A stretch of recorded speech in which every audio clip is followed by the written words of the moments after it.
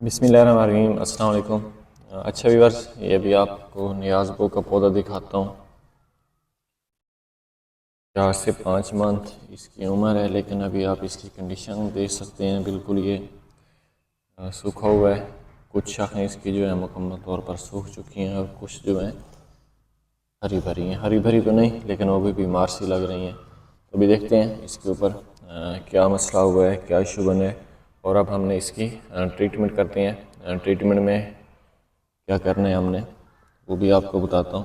तो इंशाल्लाह जो आने वाली नेक्स्ट वीडियो होगी 15 से 20 दिनों बाद, तो उसमें मैं आपको अपने इस प्लांट की ग्रोथ भी दिखाऊंगा, रिज़ल्ट शेयर करूंगा कि आया जो हमने इसके साथ ट्रिक लगाया है वो कामयाब हुआ है या नाकाम हुआ है। तो प्लांट की आप हालत देख सकते हैं।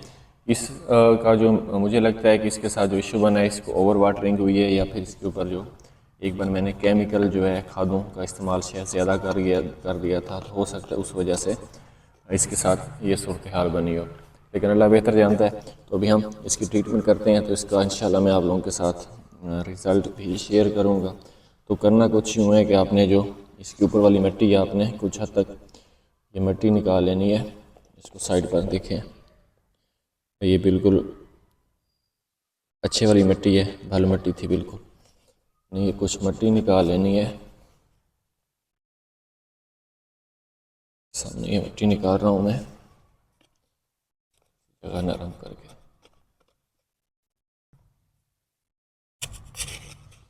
तो अक्सर हमारे साथ ऐसा हो जाता है कि जो हमने गमले में पौधे लगाए होते हैं, कुछ एक गलत फहमी है हमारे दोस्तों में कि ये जो नियाज़बो का पौधा है, तुलसी का पौधा है, इसकी एज बहुत कम होती है, 5-6 मंथ बाद ये सूख जाता है। तो ऐसा बिल्कुल नहीं है। अगर आप लोग प्रॉपर इसकी केयर करते हैं तो फिर ये जो पौधा है आपका लंबे अरसे तक चल सकता है। मैं इसकी रूट्स निकालूंगा, कोशिश करूंगा कि जो ऊपर ऊपर वाली रूट्स हैं वो सारी निकाल लूँ, उनको कट भी कर दूंगा, और जो नीचे नीचे मेन रूट्स हैं, स्ट्रक्चर जिनके ऊपर खड़ा हुआ है, उन रूट्स को मैं खड़ा रहने दूंगा। मैंने इसकी ये जो रूट्स हैं वो निकाल दिए हैं। ऊपर से आप ये पौधा भी देख सकते हैं। अब इनको मैं कट करूंगा। मेरा कटर भी थोड़ा सा साथ हाई नहीं दे रहा, पता नहीं क्या वजह है।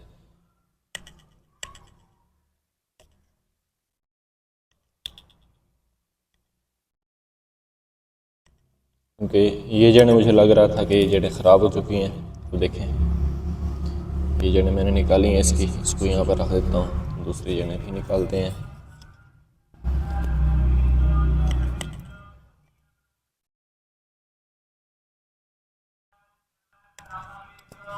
इसके बाद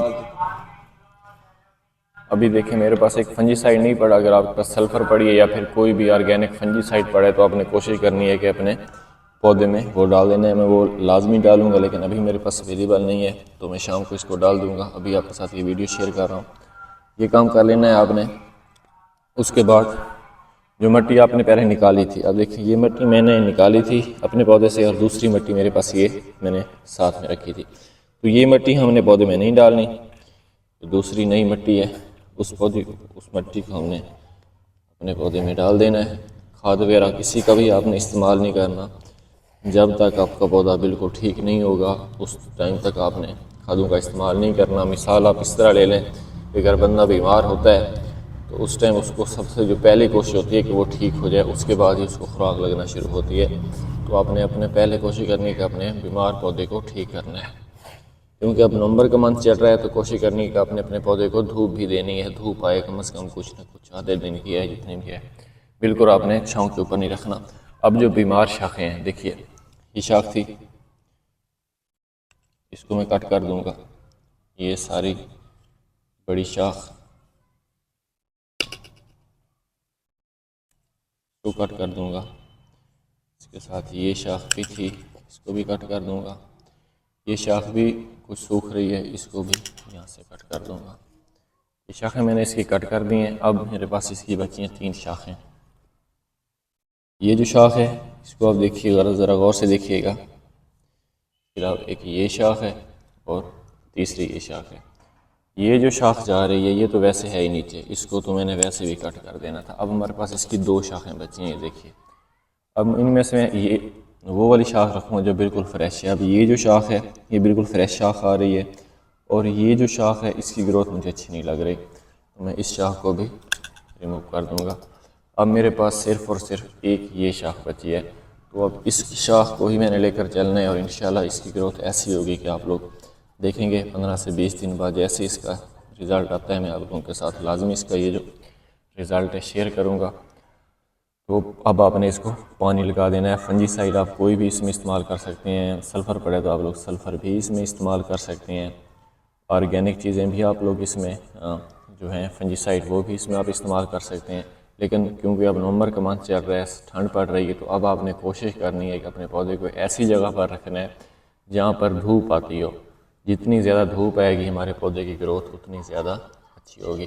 तो इंशाल्लाह मुलाकात करते हैं एक नई वीडियो के साथ, एक नए टॉपिक के साथ, और देखते हैं कि हमारे इस पौधे का रिज़ल्ट आने वाले दिनों में कैसा निकलता है। मैं इंशाल्लाह आपको अपडेट करता रहूँगा, क्योंकि आज नवंबर की 22 डेट हो चुकी है। तो इंशाल्लाह नेक्स्ट वीडियो में आपको इसका जो है रिव्यू भी देंगे।